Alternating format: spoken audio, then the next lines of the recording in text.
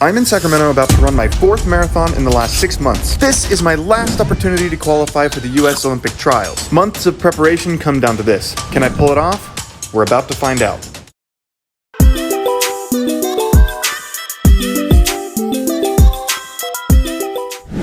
Before jumping into this year's California International Marathon, let's rewind. My very first marathon was CIM just 2 years ago. This was before the Olympic trials qualifying window opened, so I was just out there to try and run fast with no specific goal. I was on pace for a 2:15 through 30 kilometers, but faded all the way back to a 2:23. My next marathon was the St. George Marathon about 10 months later. This marathon was critical because it's the first time I experienced a debilitating calf cramp. And the only reason I think I didn't experience this in my first marathon is because I hit the wall before I could start cramping. But at St. George, I felt great until my calf completely seized up at mile 24. I was on the ground for 4 minutes until it calmed down, until I could get up and finish in 2:22. It's downhill.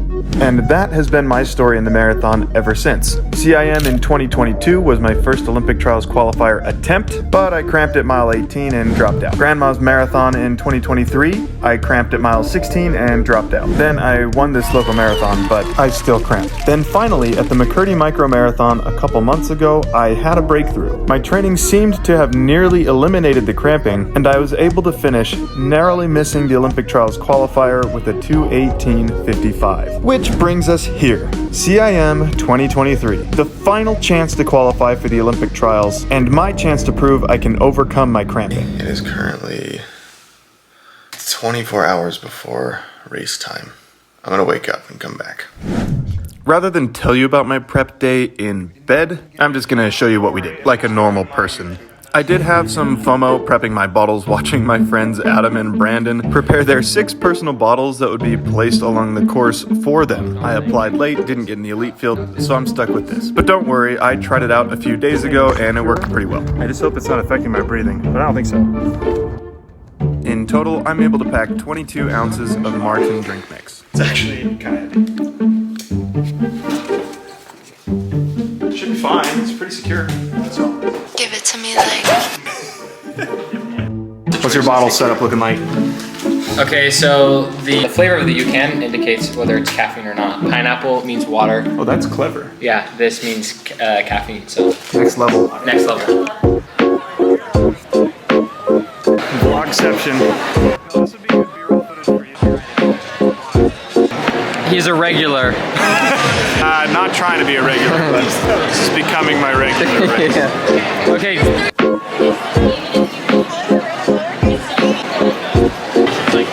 We're ready and perfect.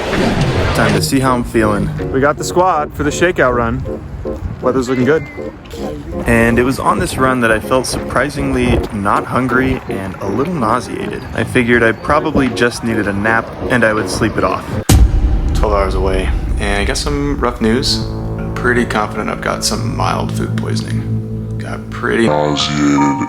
I have not been able to eat anything since breakfast, and I've had diarrhea for the last couple hours. I'm just gonna try and sleep as much as possible and hope that I wake up feeling better. I wasn't gonna give up without a fight, so I got my gear ready and determined I was gonna try this no matter what. When I got up at about 4:30 to get ready for the race on race morning, I mustered all the belief I could that I could pull off a miracle. This process involved half a banana, this bagel, and moseying around the Airbnb for a couple minutes. The usual. I got out around into the top 20 or so in the first mile. I was executing exactly how I imagined, starting right at 5:10 per mile. At mile 2.5, I pulled out my 8-ounce bottle. My stomach was not happy, but I came through the 5K mark in 16:08 and the 10K in 32:18. Somehow, despite the sickness, I was still on pace. And I tried to grab my second bottle to put down, and it slipped out of my hand. So I grabbed my third and final bottle. I put down maybe 2 or 3 swigs before my stomach started rejecting it. This footage is from mile 8, and this group running by is the group I was with at 10K. Notice how many people are here. There are so many people under OTQ pace. And this group is running right at OTQ pace. Now, my friends recording didn't realize that I hadn't gone by, so they put the camera down, but thankfully forgot to stop recording, so you can hear their reactions as I do go by. Check it out. Okay, I think Michael just passed and we missed him. No, here's Michael. Let's go, Michael! Yeah, Michael! Good. Come on, Michael! man.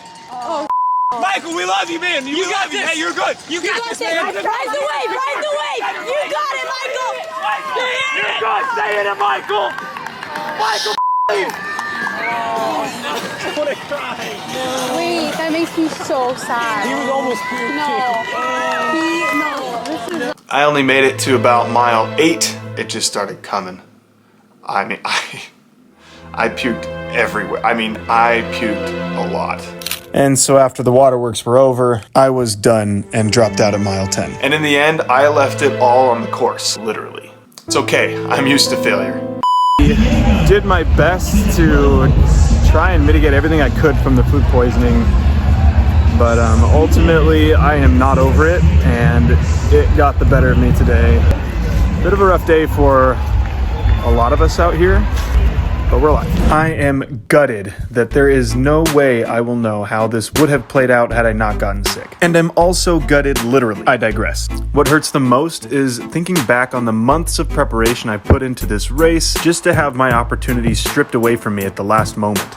After missing the OTQ by less than a minute in my last marathon, I think my chances were pretty good this time around. But now, the qualifying window has come and gone, and I didn't hit it. It seems that my marathon journey has been plagued with adversity, and this last marathon didn't disappoint. But that has been my running story since the beginning. And every disappointment is a growing opportunity. So I have to move on from this goal, and my running journey is far from over. Just because I didn't achieve my goal doesn't mean it wasn't worth it.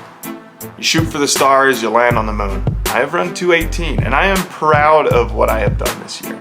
I have been able to share my story, and so many people have reached out and told me how inspiring my story has been to them. That has been one of the most satisfying things I've ever achieved. Thanks so much for watching. See you soon.